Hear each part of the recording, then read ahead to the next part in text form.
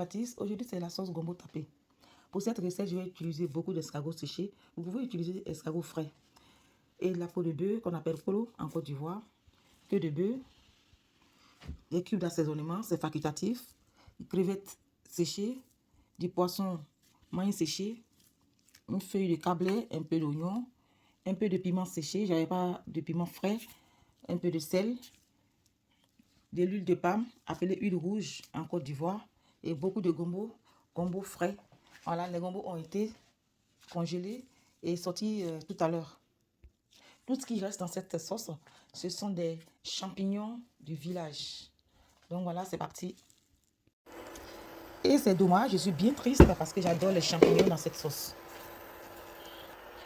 Dans ma casserole, je vais mettre tout ce qui est comme viande, les queues de bœuf, les escargots. Avec les escargots frais, c'est encore meilleur parce que ça sent bon. Lorsqu'on ajoute l'eau bleue, voilà, je mets les poissons, les crevettes, je mets l'huile rouge. Je vais couvrir, laisser bien bouillir avant de mettre le sel. Là, je viens vérifier. Ça bout bien, l'huile se mélange. Je vais ajouter un peu d'eau. Les cubes. Le sel. J'ai eu le temps aussi de piler le piment sec. Voilà, je vais mettre les gombos. Voilà. Je vais couvrir. Et laisser bouillir. Une fois les gombos sont bien cuits, je vais les retirer et mettre de côté.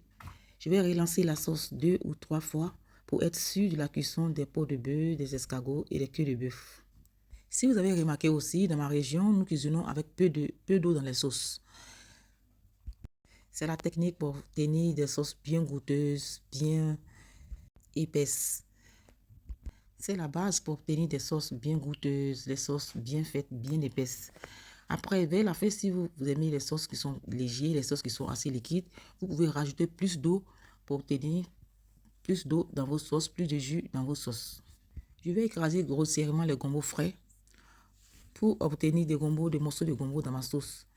Si vous voulez, vous pouvez les écraser bien lisses avant de mettre dans la sauce.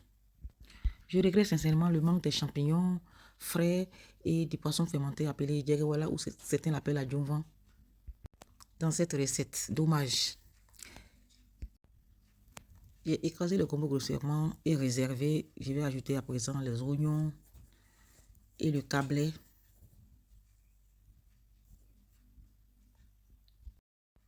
Ensuite, les gombos. Ça sent bon. Cette sauce, vous pouvez la réaliser avec du poisson frais, avec tout ce que vous voulez aussi. C'est chacun à son goût.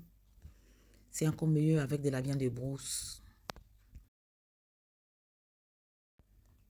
C'est presque prêt. Je vais l'accompagner avec foutou igname. Donc, je vais mettre mon igname aussi sur le feu et je vais piler pour me régaler.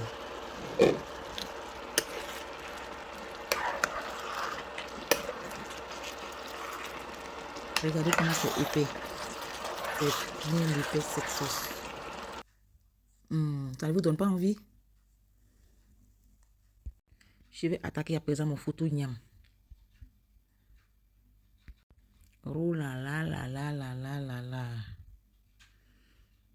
Une tuerie. Ça se mange avec du riz, ça se mange avec du kabato, ça se mange avec du foutou. Je suis en train de piler mon foutou igname, le bon foutou igname qui va accompagner ma sauce gombo tapé. Il faut savoir que tous les ignames ne se pilent pas. Il y a certains ignames qui sont faits que pour manger avec de la bouillie ou en grillade comme des frites. Et il y a certains ignames qui se mangent avec l'huile rouge, chez nous en Côte d'Ivoire. Il y a certains ignames aussi, même quand vous pilez, vous n'allez pas obtenir la même texture. Certains sont bien résistants et certains ne sont pas résistants. Après, ça dépend de tout et chacun.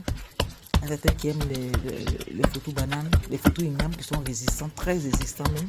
Et il y en a qui aiment les photos igname qui ne sont pas résistants, qui sont, comme on dit chez nous en Côte d'Ivoire, qui sont bien mous,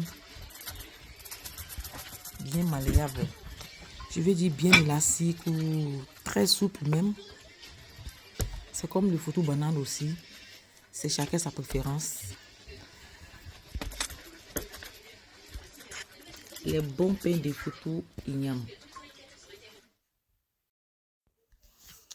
J'espère que vous avez aimé ma recette. Likez, partagez, n'oubliez pas d'activer la cloche de notification.